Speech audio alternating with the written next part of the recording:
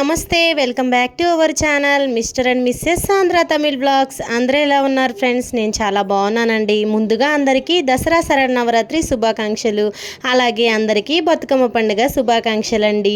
ఇదైతే నిన్న దసరా శరన్నవరాత్రి మొదటి రోజు తీసిన వ్లాగ్ అండి. నేను నా పూజ ఎలా చేసుకున్నాను, మా ఇంటి శరన్నవరాత్రి మొదటి పూజ ఎలా జరిగిందనేది ఈ వీడియోలో మీతో షేర్ చేసుకుంటానండి. తప్పకుండా వీడియోనైతే లాస్ట్ వరకు చూడండి, ఎక్కడా కూడా స్కిప్ చేయకండి. చాలా బాగుంటుంది వీడియో అయితే. నాకు తెలిసినంతలో ఎక్కువగా మనకి మంత్రాలు అవేమీ రాకపోయినా కూడా అమ్మవారికి పూజ ఎలా చేసుకోవచ్చు అనేది ఈ వీడియోలో మీతో అయితే షేర్ చేసుకుంటానండి. కొత్తగా ఎవరైనా మన ఛానల్ని చూస్తున్నట్లయితే తప్పకుండా సబ్స్క్రైబ్ చేసుకోండి. పక్కనే ఉన్న బెల్ ఐకాన్ని ఆన్లో ఉంచుకోండి. నేను ఏ వీడియో చేసినా కూడా మీకైతే నోటిఫికేషన్ వస్తుంది. ఇంకా ఇలాంటి నవరాత్రులు చేసుకోవడం తెలియదు, మాకు ఆచారం లేదు, మంత్రాలు అవి రావు, ఎక్కువగా మనకి అమ్మవారి స్తోత్రాలు అవేమీ రావు, మేము ఎలా చేసుకోవాలని బాధపడే వారికి ఈ వీడియో చాలా యూస్ఫుల్గా ఉంటుందండి. ఏవి రాకపోయినా కూడా మనకి ఉన్న వాటిల్లోనే కలశము, అఖండ దీపము ఇలాంటివి ఏవి లేకుండా చాలా సులభమైన పద్ధతిలో నిత్య దీపారాధనలోనే చేసుకునే విధంగానే సింపుల్గా ఎలా చేసుకోవచ్చు అనేది ఈ వీడియోలో మీతో అయితే నేను షేర్ చేసుకుంటానండి. వీడియోని అయితే ఎక్కడా స్కిప్ చేయకుండా చూడండి, తప్పకుండా మీకు నచ్చుతుంది. నచ్చితే ఒక లైక్ చేయండి, అలాగే ఈ వీడియోని మీ ఫ్రెండ్స్ అండ్ మీ ఫ్యామిలీ మెంబర్స్కి షేర్ చేయండి. మీరు లైక్ చేసి షేర్ చేయడం వల్ల ఈ వీడియో మరికొంతమందికి అయితే చేరుతుందనమాట. ఇంకా నిన్నైతే నాకు కొంచెం హెల్త్ బాగోలేదండి, అందువల్ల నేను ఉదయం పూట అయితే పూజ చేసుకోలేకపోయాను. అందుకని సాయంత్రం పూట పూజకైతే అన్ని ఏర్పాట్లు చేసుకుంటున్నాను. ముందైతే ఇల్లంతా ఊడ్చేసుకొని చక్కగా తుడిచేసుకున్నానండి. నేను ఇల్లు తుడుచుకునేటప్పుడు ఇలాంటి నవరాత్రులు స్పెషల్ పండగలప్పుడు ఇలాంటప్పుడు అయితే నేను పసుపు, ఇంకా రాళ్ళ ఉప్పు, అలాగే కొంచెం గోమూత్రం వేసి ఇల్లు అయితే తుడుచుకుంటానండి. చాలా మంచిదన్నమాట. గోమూత్రము నార్మల్గానే చాలా మంచిదంటండి. ఏవైనా దోషాలు ఏమైనా ఉన్నా కూడా పోతాయంట. అందుకని నేను గోమూత్రం యూజ్ చేస్తూ ఉంటానన్నమాట. పూజా మందిరంలో కూడా అప్పుడప్పుడు గోమూత్రం వేసి శుభ్రం చేసుకుంటాను. ఇంక ఇల్లంతా తుడుచుకొని అయిపోయాక పక్కనే చెట్టు అయితే ఉంటే మామిడాకులు కోసుకొచ్చుకొని కడిగి శుభ్రం చేసి పక్కన పెట్టుకున్నాను. తర్వాత నేను స్నానం చేసేసి వచ్చేసి ఇంకా పూజ సామాగ్రి కూడా శుభ్రం చేసుకొని పూజ సామాగ్రి అన్నిటికీ కూడా కుంకుమ బొట్లు పసుపుతోటి పెట్టుకుంటూ ఉన్నాను అనమాట. అమ్మవారి విగ్రహం అయితే ఉందండి చిన్నది నా దగ్గర, దుర్గమ్మ విగ్రహము. ఆ విగ్రహాన్ని కూడా క్లీన్ చేసుకొని చక్కగా బొట్లు అయితే పెట్టుకున్నాను. అలాగే గణపయ్యని కూడా శుభ్రం చేసుకున్నానండి. మనం ఏ పూజ చేసుకోవాలనుకున్నా కూడా ప్రథమ పూజ్యుడు ఆ గణపతి దేవుడే కదా, ఆయనకి పూజ చేసుకున్నాకే ఏదైనా మనం స్టార్ట్ చేస్తాం కాబట్టి ఇంకా ఆయన్ని కూడా రెడీ చేసి పెట్టుకున్నాను. ఈ విధంగా తల్లి కొడుకులని ఇద్దరిని కూడా రెడీ చేసి పెట్టుకున్నానండి పూజకైతే సిద్ధంగా. ఇంకా అన్నీ ఏర్పాటు చేసేసుకున్నాను. పూజా మందిరంలో అమ్మవారిని చక్కగా ఇలాగైతే అలంకరించుకున్నాను. అమ్మవారికి సుగంధభరితమైన పుష్పాలన్నా అలంకారం అన్నా చాలా ఇష్టం కదా, అందుకని నేను బాగా అలంకరించుకున్నాను. ఇంకా సంపంగి పువ్వులు, అదే ఇక్కడైతే తాళంబు పువ్వులు అని పిలుస్తారండి, ఆ పువ్వులు అయితే తెచ్చుకున్నాను. అవైతే చాలా సువాసనగా ఉంటాయండి, అమ్మవారి పూజలకు చాలా మంచిదన్నమాట. అందుకని ఆ పువ్వులతో కూడా అలంకరించుకున్నాను. ఇంకా అమ్మవారు దుర్గమ్మ కాబట్టి అమ్మవారి దగ్గర వేపాకులను కూడా పెట్టుకున్నానండి. తర్వాత కామాక్షి దీపాన్ని అయితే ఇలా అలంకరించుకొని పువ్వులతోటి అలంకరించుకున్నాను. ఇంకా అమ్మవారికి ఎరుపు ఒత్తులతోటైతే పూజ చేసుకుంటానండి. నేను శుక్రవారము, మంగళవారం ఇలాంటి రోజుల్లో ఎరుపు ఒత్తులతో పూజ చేసుకుంటానన్నమాట. ఇంకా ఇక్కడైతే నేను చక్కగా రెడీ చేసి వచ్చేసి పూజ అయితే స్టార్ట్ చేసుకున్నానండి. ఫస్ట్ అయితే దీపాలను వెలిగించాను. దీపాలను వెలిగించిన తర్వాత గణపతి పూజ కూడా చేసుకున్నానండి. స్వామివారికి ధూపం చూపించి నమస్కారం చేసుకొని ఈ నవరాత్రుల్లో ఎలాంటి ఆటంకాలు రాకుండా ప్రతిరోజు పూజ నేను చేసుకునేలాగా దీవించు తండ్రి అని సంకల్పం చెప్పుకొని పూజ అయితే మొదలు పెట్టానండి. తర్వాత అమ్మవారికి కూడా ధూపం అయితే చూపిస్తూ ఉన్నాను. సింపుల్గా నేనైతే పూజ చేసుకున్నానండి. నాకు పెద్దగా అమ్మవారి పెద్ద పెద్ద శ్లోకాలు ఇవేమీ రావన్నమాట. నాకు వచ్చినంతలో నేను టీవీలో మొబైల్లో చూసి నేర్చుకుని పూజలు అయితే చేస్తున్నానండి. నిజంగా ఇంతకుముందు ఇలాగ పూజలు చేయడం కూడా నాకు తెలియదండి. ఒక్కొక్కటిగా చూసి నేర్చుకొని అయితే చేస్తున్నాను. మంచిదే కదా, ఏ పూజ అయినా సరే ఏది కూడా చెడ్డది కాదండి. వేరే అంటే వేరే వాళ్ళు నాశనం అవ్వాలని కోరుకొని చేసే పూజలు తప్పితే అందరూ బాగుండాలని కోరుకొని చేసే ఏ పూజ అయినా మంచిదే కదండి. అందుకని నేనైతే నాకు వచ్చినంతలో ఇలా చేస్తాను. ఇంకా ఈ సంవత్సరం నాకు హెల్త్ సరిగా బాగలేకపోవడం వల్ల సపరేట్గా పీఠం అయితే వేసుకోలేదండి. అందుకని పూజా మందిరంలోనే పూజ చేసుకున్నాను. లాస్ట్ ఇయర్ అయితే పీఠం వేసుకొని అమ్మవారి దుర్గమ్మ అంటే విజయవాడ కనక దుర్గమ్మ ఫోటో అయితే ఉందండి. ఆ ఫోటో పెట్టుకొని అమ్మవారి ప్రతిమ పెట్టుకొని పూజ అయితే చేసుకున్నాను.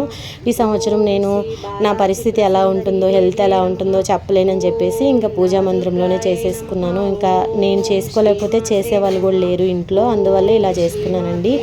అసలు చేసుకుంటానో లేదో అని డౌట్గా ఉండింది, కానీ ఇంకా నాకైతే మనసు ఒప్పుకోలేదన్నమాట. చేయాలి, ఎలాగైనా సరే చేసుకోవాలి అమ్మకి పూజ అనుకొని పట్టుదలతోటి ఏదో ఒక విధంగా ఓపిక తెచ్చుకొని పూజ చేసేదానికైతే సంకల్పించుకున్నానండి. ఇంకెక్కడైతే ధూపదీపాలు చూపించిన తర్వాత అమ్మవారికి కుంకుమార్చన కూడా చేసుకున్నానండి. ఓం శ్రీమాత్రే నమః, ఓం బాలా త్రిపుర సుందరి దేవియే నమః అని చిన్న చిన్న మంత్రాలు శ్లోకాలతోటి అమ్మవారికి పూజ చేసుకున్నానండి. మనం అనుకోవచ్చు అందరిలాగా మనకి ఎక్కువగా శ్లోకాలు మంత్రాలు ఇవన్నీ వస్తేనే ఇలాంటి పూజలన్నీ చేయాలేమో అని చాలామంది ఇంతకుముందు నేను కూడా అనుకునేదాన్ని. అదేం లేదండి, మనం ఎలా చేసుకున్నా సరే భక్తి శ్రద్ధలతోటి అమ్మ మీద నమ్మకంతో భక్తిగా చేసినా సరిపోతుంది. ఇంకా నైవేద్యాల విషయాలకు వస్తే చాలామంది చాలా రకాలు చేస్తూ ఉంటారు. అన్ని రకాలు చేస్తేనే అమ్మవారు మన పూజలను స్వీకరిస్తారు, మనల్ని అనుగ్రహిస్తారు అనుకునేది అది పిచ్చి అనమాట. మనం అన్ని రకాలు చేయలేకపోయినా చిన్న బెల్లం ముక్క పెట్టి భక్తి శ్రద్ధలతోటి అమ్మకి పూజ చేసుకున్న అమ్మవారు మనల్ని అనుగ్రహిస్తుందనమాట.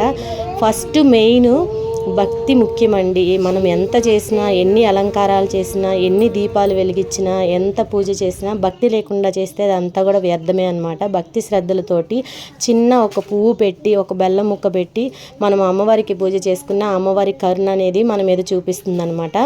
ఇక్కడైతే కుంకుమార్చన చేసుకున్న తర్వాత పువ్వులతో కూడా అర్చన చేసుకొని అమ్మవారికి కొబ్బరికాయ అయితే నివేదించానండి.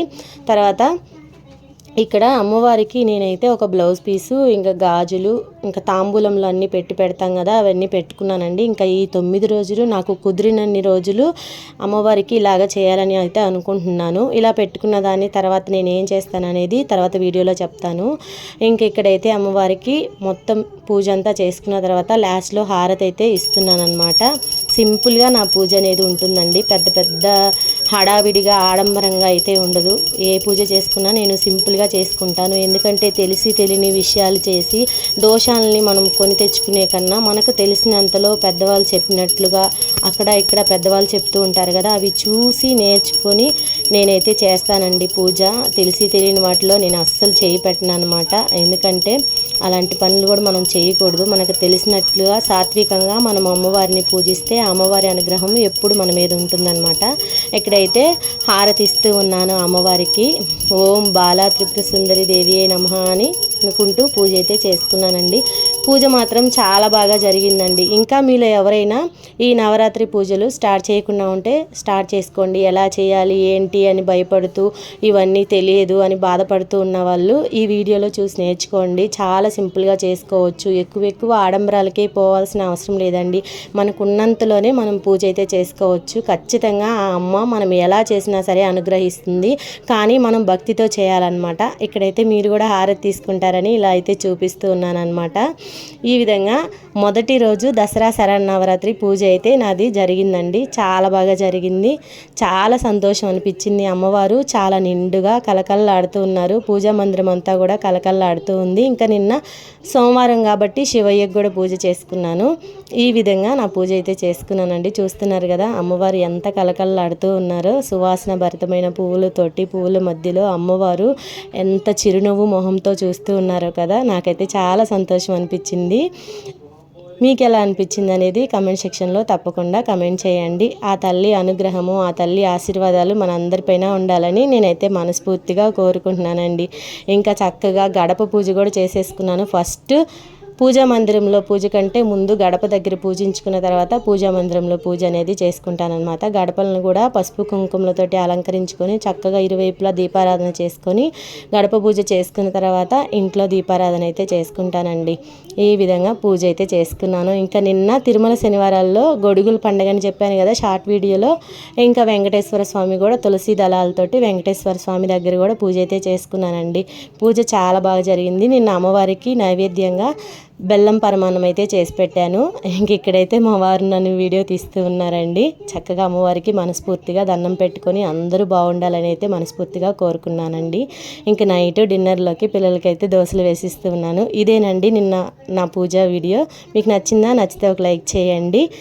ఈ వీడియో కనుక మీకు నచ్చితే తప్పకుండా లైక్ చేసి మీ ఫ్రెండ్స్ అండ్ మీ ఫ్యామిలీ మెంబర్స్కి షేర్ చేయండి. ఇంకా దసరా శరన్నవరాత్రుల వీడియోలన్నీ కూడా షేర్ చేస్తూ ఉంటాను. చూసి నచ్చితే లైక్ చేసి ఛానల్ని తప్పకుండా సబ్స్క్రైబ్ చేసుకోండి. మరికొన్ని దసరా నవరాత్రి వీడియోలతో మళ్ళీ కలుద్దాం. ఇంతవరకే ఈ వీడియో అండి. ఎలా ఉందనేది కమెంట్ సెక్షన్లో తప్పకుండా కమెంట్ చేయండి. Bye bye.